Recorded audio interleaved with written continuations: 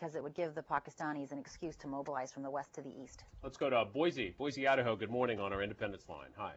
Good morning, sir. Question for your guest. Shouldn't we, with our own economic problems, focus on a primarily diplomatic role instead of providing material support? Well, I'm not sure what you mean by providing material support. Can you elaborate what you have in mind? I'm sorry, he's off the line. So. Oh, yeah, I'm not sure what you mean by providing military support, material support. What we're actually encouraging the Indians to do is to focus their attentions on securing maximal cooperation from the Pakistanis. Now, I will say all of this has a familiar ring of Groundhog Day. There are a number of attacks that have occurred episodically in India that have had footprints in some way or another in Pakistan. Don't forget, just a few years ago, there was another attack in Bombay targeting Bombay subway. Pakistan promised that they would cooperate. They promised that they were going to forge a joint terrorism investigatory task force. That really only happened in name. The Pakistani government, the civilian leadership, did promise to send the leader of the ISI to India to investigate, but he was forced almost immediately to renege from that offer. And that, I think, really underscores the fact that civilians are not in control of the military and the intelligence apparatus. That was simply not his promise to offer. So my understanding is that that's exactly what the United States is doing. It's important, though, for the Secretary of State to go to India, both to show the recognition that Americans were, for the first time, singled out in a terrorist attack in India. But also, India is the United States' new and important ally in the region. It's also important that she go to Pakistan and deliver a very firm message that the time to clamp down on these militant groups has long passed. It's really quite amazing to me that we are only now being outraged by Lashkar-e-Taiba. I mean, they've been targeting our troops in Afghanistan now for at least a year. So the time for outrage has really long since passed. It's time for action.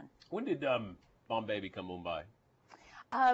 Boy, actually, I don't know the exact year. You know, India has been slowly going through this process of Indianizing names of cities that had previously been given British names. So the most recent one was Bangalore, which has become Bengaluru. Previous to that, I think it happened sometime around the 90s. I've been calling it Mumbai for quite some time. I think it happened in the 90s. What's the role of the Kashmir region? Is there any indication that this attack was over that? Well, Pakistan and those who sort of want to rationalize the savagery of this attack are going to point to Kashmir. Now, most of the militant groups that are, Islamist militant groups that are operating in India and in Kashmir were raised by Pakistan's ISI for precisely that reason. Pakistan can't take Kashmir by force. Politically, diplomatically, very few nations actually take Pakistan's side of this issue. So militant groups have long been the tool through which Pakistan has tried to wrest Kashmir away from India. So Kashmir in this sense, was the catalyst for forming many of these militant groups. But I've long, argued that Kashmir is important because Kashmir is the source of Pakistan's insecurity. The anxiety over Kashmir, in some sense, drives Pakistan to do what it does. But I would also argue in the recent decades, Pakistan's insecurity vis-a-vis India has really transcended beyond Kashmir, almost to the point that even if you were to resolve the territorial dispute that is Kashmir, we would still have an Indo-Pakistan security competition. Christine Fair is with us. She is a senior political scientist with the RAND Corporation, graduate of the University of Chicago, your Bachelor of Science in Chemistry, Biological Chemistry, Master's in Public Policy, and your doctorate in Southeastern languages, so Southeast Asian language. So which languages do you speak in? Hindi, Punjabi, and Urdu is my strongest. Punjabi and Urdu is my strongest. I speak a passable Farsi. I can ask where I'm going in Afghanistan. So you read many of the source publications in their original language, or? Well, I used to. I don't so much now because it's actually fairly time intensive, which is regrettable because my reading ability has really lapsed. But when I need to, I can go to some of the source. I mean, I've collected a lot of Lashkar-e-Taiba propaganda, and that's all, of course, in Urdu. We're talking about the Mumbai attacks and India-Pakistan relations. Annapolis is next. Good morning on our Republican line.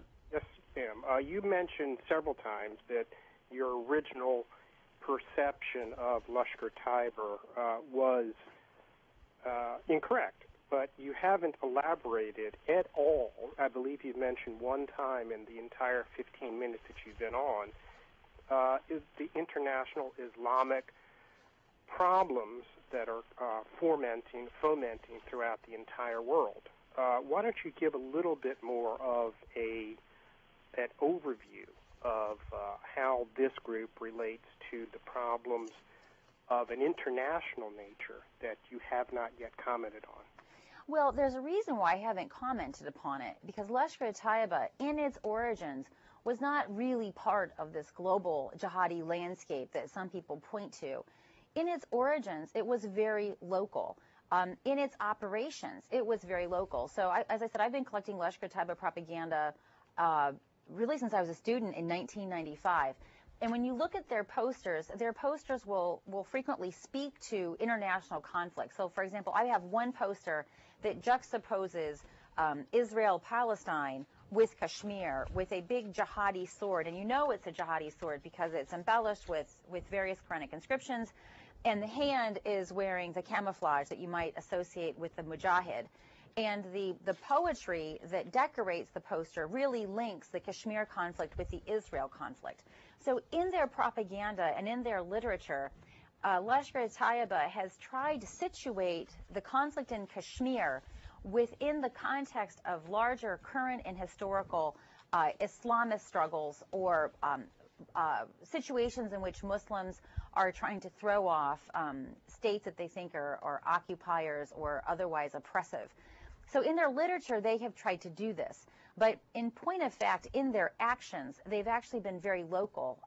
With the exception of operating against U.S. and NATO troops somewhat recently in Afghanistan, their actions have always been focused upon killing Indians in Indian-administered Kashmir or in India itself.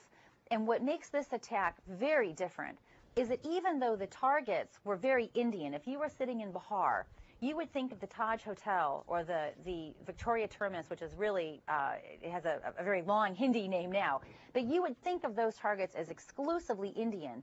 But their ability to go into those hotels and round up Americans, British, and other foreigners exclusively for targeting, at the same time brings into this the international flavor. The other thing that they've done here, which has never been done by Lashkar, is actually target a Jewish community. And what's interesting about Kabid is this is an international Jewish target.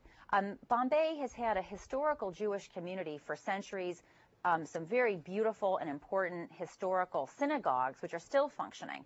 And even though Islamist militant groups have been operating in India for decades, including Lashkar-e-Taiba, they've never targeted that. So what's interesting about this attack is that for the first time, Lashkar-e-Taiba is actually acting on the very images and symbols that previously it had only used for rhetorical or even recruitment purposes. Does that answer your question? Well, then where were these news stories coming out over the weekend that said that Westerners weren't targeted? Well, there have been, this is from an analytical point of view, this has actually been very difficult, which is why I was initially very suspect that it was Lashkar-e-Taiba, because of some of the very early reports that, for example, this is a hostage standoff. Lashkar had never done that. Lashkar's modus operandi is to basically go in, kill as many people before they're eventually killed. I've never heard of them taking hostages. So there have been a number of interesting reports I think have proven ultimately to be false. There were suspicions of British Pakistanis being involved. There were reports that there were hotel employees that actually secured a job with the express focus of facilitating the attack. A lot of this hasn't borne out to be true. But from everything that I've heard, they were explicitly looking for foreigners. Some Italians were let go just because they were Italians. They weren't Americans or British. So I think this is one of those things where we're going to have to wait and sort of see as the evidence sort of sifts. Now, the problem with these attacks in India is that you have a lot of things that are initially thrown out on the table. And as the actual evidence sort of percolates to the top and the other stuff falls behind, we often don't find that reported in the media. It's actually very difficult to track down. Any word yet on the source of their weapons? Well, everything that I've heard suggests that they actually came from Pakistan. They also had a Garmin GPS